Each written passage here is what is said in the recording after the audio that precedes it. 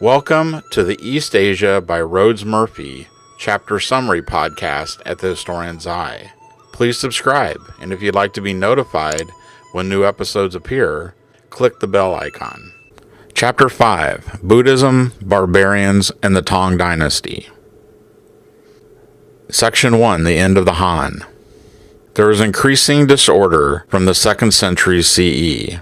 By the formal end of the dynasty in 220 CE, the country was fragmented. The three primary powers were the Shu, the Wu, and the Wei kingdoms. Zhuge Liang, a Shu statesman, had long given rise to many stories, including the romance of the three kingdoms. Section 2, Buddhism. Buddhism travels from India through Central Asia and arrives in China during the 1st and 2nd century CE. While it was adopted slowly into the Chinese way of life, it appealed to peoples seeking order during a period of the rivaling three kingdoms. Its doctrine of another, more orderly world was appealing. Buddhism developed out of the growing rigidity of Indian Hinduism. Buddhism called for greater equality among individuals. It borrowed important aspects of Hindu belief, such as dharma, or duty, karma, or the consequences of one's actions, samsara, or reincarnation, and moksha, or nirvana. Gautama Buddha, from about 563 to about 480 BCE. The founder of Buddhism was born Prince Gautama Siddhartha, Gautama being his family name and Siddhartha being his given name. He was born near Nepal in 563 BCE and died between 485 and 480 BCE. Not much is known about his actual life. He appears to have led the worldly life of a prince until the age of 29, when he started wandering and teaching. According to one story, Prince Siddhartha was discontented and wandered away from his walled palace one day. He encountered a sick man, a corpse, and a sadhu, or holy man. Overwhelmed by the images of suffering and the contrast of the holy man's appearance of inner joy, Siddhartha left his palace, abandoning his family, and became a wandering beggar. He wandered for several years, and one day he decided to seek the answer to suffering through meditation. He meditated under a tree for 49 days before attaining enlightenment and transforming into the Buddha. Shortly afterwards, he gave his first sermon and proposed the Four Noble Truths, the basis of the new religion. The first being that life is filled with pain, sorrow, frustration, impermanence, and dissatisfaction. The second noble truth is that desire, attachment, wanting, and the urge to exist lead to suffering. The third noble truth is suppressing desire can put an end to suffering by changing oneself. And the fourth noble truth is desirelessness can be attained by following the eightfold path of, quote, right conduct, end quote. The Buddha's teachings were recorded in the Tripitaka. Followers might attain nirvana. Others would be reborn to achieve right conduct. Buddhism remained nothing more than a minority religion in China until the conversion of Emperor Ashoka from 269 to 232 BCE. The distinction between Hinduism and Buddhism has become blurry. The popularity of Buddhism peaked in India in 100 CE and then declined. Theravada, Mahayana, and the spread of Buddhism. Buddhism split into two major schools of thought and practice, Theravada, or Hinayana, and Mahayana. Hinayana, or the lesser vehicle, emphasizes doing good work in order to receive, quote, merit, end quote, and became dominant in Southeast Asia and Vietnam. It is closer to Buddhism's original ideas. Mahayana, or the greater vehicle, developed later, around 100 and 200 CE, and was adopted in China, Tibet, Korea, and Japan. Several important developments occurred under the Mahayana school. The first is that the Buddha became a supernatural god. The second, the Bodhisattvas, comparable to a saint, delayed their entrance into nirvana and remained on earth to help others. They became the chief divinities. And the third being that the ideas of heaven and hell emerged.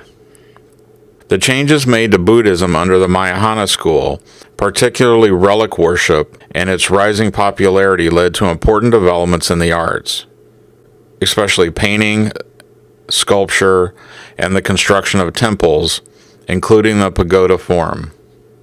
Developments in Mahayana had little to do with Buddha's original teachings. It related Buddhism to the needs of everyday life and its people.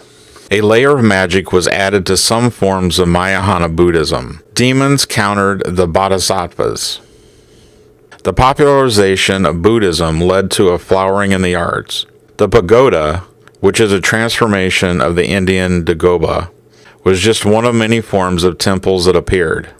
Mahayana Buddhism became the dominant form in India, and then spread across the Himalayas into Central Asia. It slowly came into China and spread outwards to Korea and Japan. During the period of fragmentation following the Han and Sui, Buddhism became popular in China. Rulers at that time also sought political value in supporting it and constructing monuments celebrating it. Tang rulers, on the contrary, reduced Buddhism to a minority religion from the 9th century. Buddhism in Japan retained its importance, though the modern country is largely secular. The Buddhism of Vietnam came directly from India and is best described as Theravada. Though there was no suppression of Buddhism in Korea, the country eventually was dominated by Confucianism. The end of the Han. During the final years of the Han, a series of weak emperors led to the growing power of landowners and corrupt court officials. Landowners escaped paying taxes, burdening the peasants. This led to banditry, rebellions, and peasant migration southward. At court, power increasingly came into the hands of the eunuchs. They were considered trustworthy because they were castrated and could not produce heirs. Therefore, they lived within the inner palace, and their administrative duties included attending to the emperor's harem. The Confucian ministers were all restricted to the outer court, giving eunuchs a political advantage. Culture. Honoring ancestors remained important. Taoism throve in this period. During the slow adoption of Buddhism, it merged to a large extent with Taoism. The Han collapse. Barbarian threats added to the instability of the government. In 316, the Xiongnu sacked the capital of Liaoyang, leaving the north in turmoil. Generals turned into warlords, as in the Warring States period. During the Three Kingdoms period from 220 to 290, the Shu, Wei, and Wu kingdoms became the primary powers, and steppe peoples began to settle within the borders.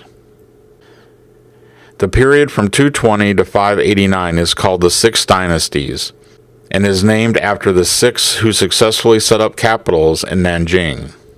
The name is somewhat misleading since the South was not wholly unified during this period, and little headway was made into controlling the North. Northern Wei. In 439, the Toba tribe of the Jambi emerged victorious among the competing groups in the north. They unified most of North China under the dynastic title of Northern Wei. By the late 400s, they governed according to the patterns set by the previous dynasties and adopted Chinese culture. Buddhism was promoted by the state. Elaborate temples and structures were constructed, and pilgrimages to India seeking copies of sutras began. Pilgrimage accounts were popular forms of literature. The most famous was Faxian. Contact via these pilgrimages brought greater contact with and information about India. Culture. Heavy immigration into the South continued as the wealthy began to flee the North. Trade and towns suffered.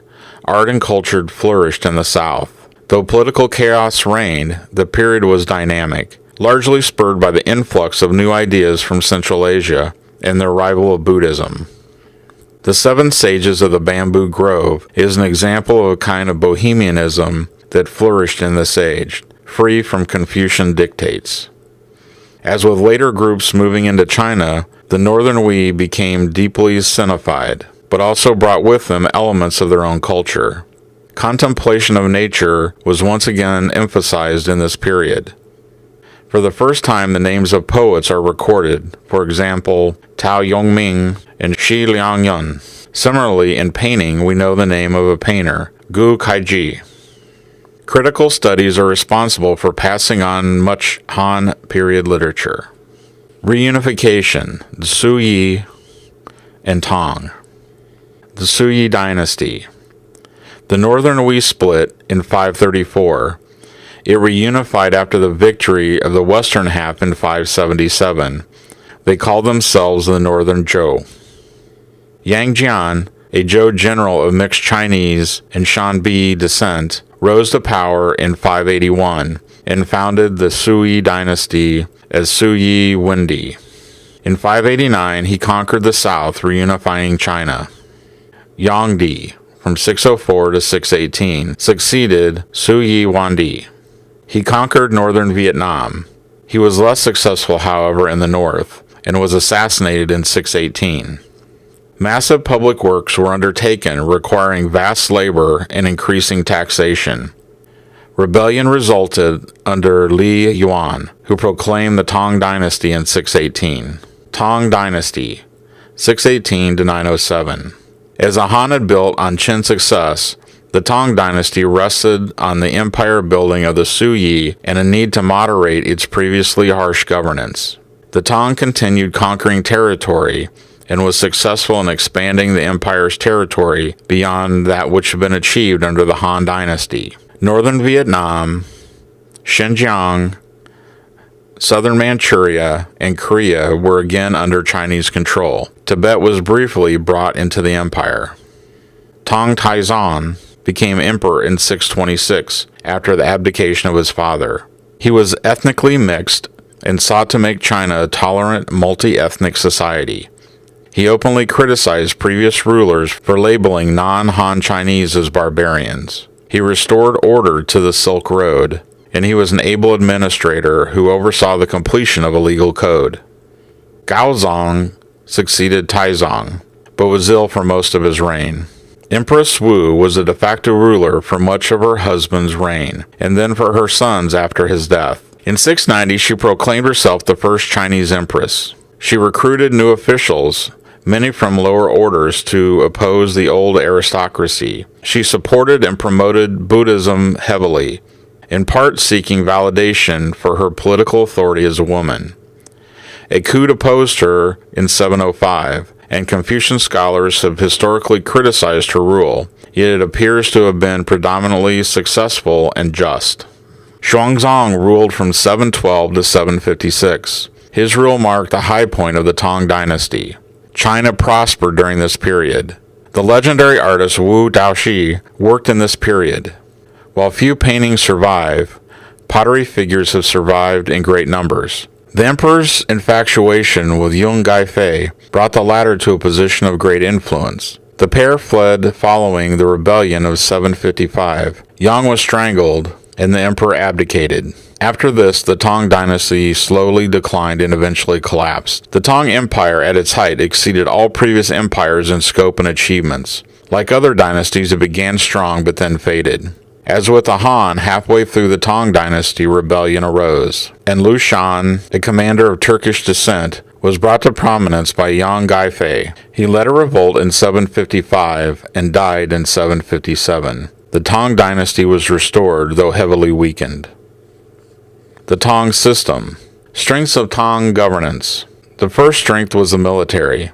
The aristocratic and steppe origins of the Tang added to breeding of horses and public stud farms for use by the military. Raids on these farms in the 8th century contributed to a weakening military and eventually collapse of the dynasty. The revenue system. There were taxes on land, salt, tea, and liquor. The system of large landholders avoiding taxation collapsed during the aftermath of the Han Dynasty, and the Tang reworked the system for taxing land, basing it on specific areas of land rather than on individuals. This system remained intact until the communist era. The merit-based bureaucracy. Imperial exams were reinstated, and were further institutionalized, as well as being made more comprehensive. Government schools were created. The rule of avoidance was instituted. Officials were not allowed to govern in their native district. After terms of 3 years, they were moved on to a different appointment somewhere else. A detailed law code and regulations was put in place. There were 2 capitals. They were linked by the Yellow River and canals. Qin and Han road building was added onto with post horses. This infrastructure hastened the Sinization of the South. Southern expansion. By the late Tang, most Chinese lived in the south. The construction of the Grand Canal under Suyi Yangdi linked the north and the south, increasing migration and later domestic trade between the north and the south. After the fall of the Han, the subsequent troubles sent many fleeing south. It also led to the incorporation of Fujian into the Chinese Empire. Fujian was an isolated mountain region of southeast coastal China with its own language and culture. Previous to this period of migration, it had more interaction with Southeast Asia and Taiwan than China proper. During the migration south, it was settled by former Han subjects and their Han culture. Agricultural technologies from the north moved southwards with the migration. The new settlements along the southeast coast set the stage for the first major expansion of Chinese trade overseas and the rise of a merchant group. A new system of credit for exchange of money developed, called flying money. The Jingao Canal, built under the Qin, had badly silted. Erosion also contributed to declining productivity in the north. These 2 factors led to the emergence of the south as Chinese economic center. By the rise of the Tang Dynasty, it contributed at least half of the empire's revenue. The move south also put pressure on earlier inhabitants. Many moved higher. Some were killed, others married with newcomers. Rapid growth of trade between north and south, as well as with Arabia, India, and Southeast Asia developed. A Tang expedition was driven back near Samarkand in 751. Chinese inventions such as papermaking and movable type, the use of coal, iron casting, and paper currency slowly moved west. Silk making and tea cultivation were coveted by the West, but long remained Chinese monopolies or near monopolies. Chang'an in an age of imperial splendor. The city was well planned and provided a cultural model. The city was designed along the lines of the usual checkerboard pattern. It was surrounded by a wall and flanked by gates at each of the cardinal directions. People lived both within and outside the walls. Broad avenues running north and south and east and west divided the city into major quarters that were further divided into administrative units. The emperor's palace faced south, down a 500-foot wide thoroughfare leading to the southern main gate of the city. The government supervised east and west markets within the city. Streets were full of people, including street performers, theater players, acrobats, magicians, opera performers, and skit players. Culture. Painters and sculptors found subject matter in not only horses, the prized Tang creature, but also in the foreigners living within the city.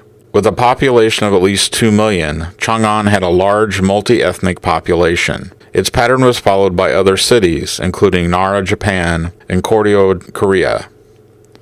Its population of foreigners included Turks, Indians, Persians, Syrians, Vietnamese, Koreans, Japanese, Jews, Arabs, as well as Nestorian Christians and Byzantines.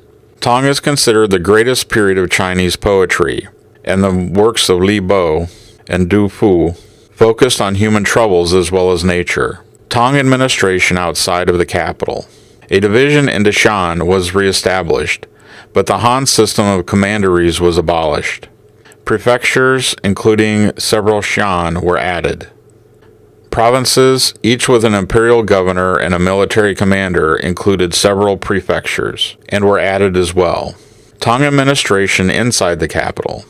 3 institutions were established to divide the work of government under the emperor. The Imperial Secretariat, responsible for policy formulation, the Imperial Chancellery, a review board, and the Department of State Affairs, which carried out policy. It included 6 separate ministries: revenue, military, public works, justice, personnel, and right. The influence of Buddhism combined with steppe culture led to increased social and political freedom for women during the period. Confucian traditions limited women to the domestic sphere, but there was no separation of public male and private female space in steppe culture. During this time, divorce frequently occurred. Women played polo, a popular sport at the time, and took an active part in public and court activities. Buddhism in the late Tang. The early Tang ideal of an expansive, tolerant, multi-ethnic empire transformed into a conservative orthodoxy Confucian model. This included a reaction against and suppression of Buddhism. There was also a reaction against cosmopolitanism in early Tang. Buddhism challenged Confucian orthodoxy. The state opposed the development and growth of wealthy Buddhist monasteries, which owned large tax-free holdings, receiving large gifts from the pious, and in some cases operated like banks, including money lending. Between 841 and 845, the state confiscated and destroyed most of the monasteries, temples, and their land.